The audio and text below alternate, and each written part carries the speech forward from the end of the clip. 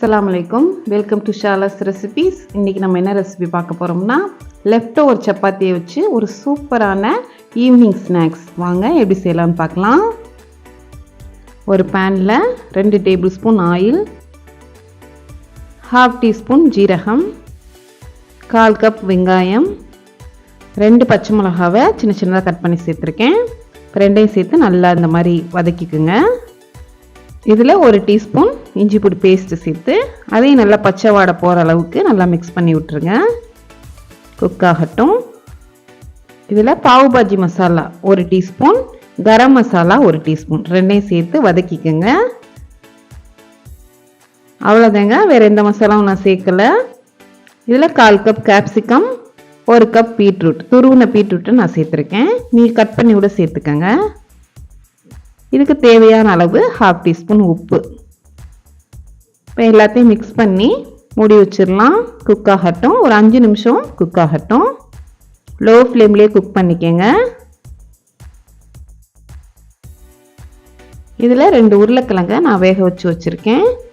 அதோட கொஞ்சம் மல்லித்தலை, ரெண்டையும் சேர்த்து நல்லா மிக்ஸ் பண்ணி விட்டுருங்க. ஸ்டஃப் கொஞ்சம் ஸ்வீட்டாகவும் காரமாகவும் இருக்கும், சாப்பிட்றதுக்கு நல்லாயிருக்கும். ரெண்டையும் சேர்த்து இந்த மாதிரி மசிச்சு விட்டுக்குங்க. கோட்டிங்காக ஒரு பவுலில் 1/4 கப் மைதா, 1/2 கப் தண்ணி சேர்த்து நல்லா அந்த மாதிரி மிக்ஸ் பண்ணி வச்சுக்கிறணும், கெட்டி இல்லாமல். மைதா வேணான்னு நினச்சிங்கன்னா நீங்கள் கார்ன்ஃப்ளவர் கூட சேர்த்துக்கோங்க. நான் 3 லெஃப்ட் ஓவர் சப்பாத்தி எடுத்திருக்கேன்.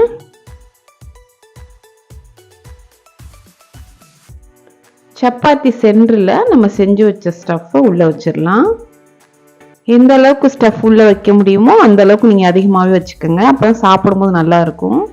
இப்போ நம்ம ரோல் பண்ணிடலாம். இந்த மாதிரி டைட்டாக ரோல் பண்ணிவிட்டு நம்ம மிக்ஸ் பண்ணி வச்சுருந்த மைதாவில் டிப் பண்ணிடலாம்.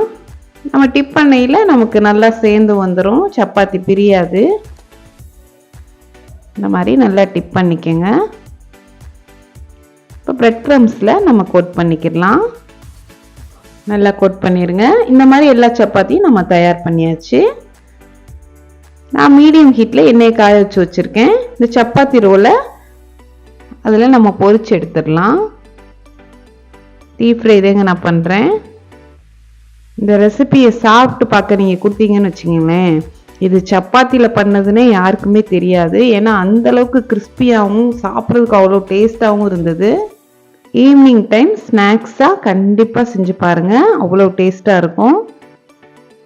அதுவும் இல்லாமல் உள்ளே நம்ம வச்சுருக்க ஸ்டஃப் பீட்ரூட் தான் வச்சுருக்கோம். குழந்தைங்களுக்கு ரொம்ப நல்லது. கண்டிப்பாக ட்ரை பண்ணி பாருங்கள்.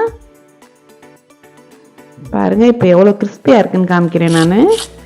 காலையில் சப்பாத்தி செய்கிறீங்கன்னு வச்சுக்கோங்களேன், அது லெஃப்ட் ஓவர் ஆயிடுச்சுன்னா ஈவினிங் அதே சப்பாத்தியை கொடுக்காம இந்த மாதிரி டிஃப்ரெண்ட்டாக நீங்கள் ஸ்நாக்ஸாக பண்ணி கொடுத்தீங்கன்னா விரும்பி சாப்பிடுவாங்க. இன்னொன்று உள்ளே வச்சுருக்க ஸ்டஃப்புமே நம்ம பீட்ரூட், உருளைக்கிழங்கு தான் சேர்த்துருக்கோம். உடம்புக்கு ரொம்ப நல்லது. கண்டிப்பாக ட்ரை பண்ணி பாருங்கள். இந்த ரெசிபி உங்களுக்கு பிடிச்சிருந்துச்சுன்னா லைக் பண்ணுங்கள், ஷேர் பண்ணுங்கள், சப்ஸ்கிரைப் பண்ணுங்கள். இன்ஷா அல்லாஹ் நெக்ஸ்ட் வீடியோவில் பார்ப்போம். தேங்க்ஸ் ஃபார் வாட்சிங். பாய்.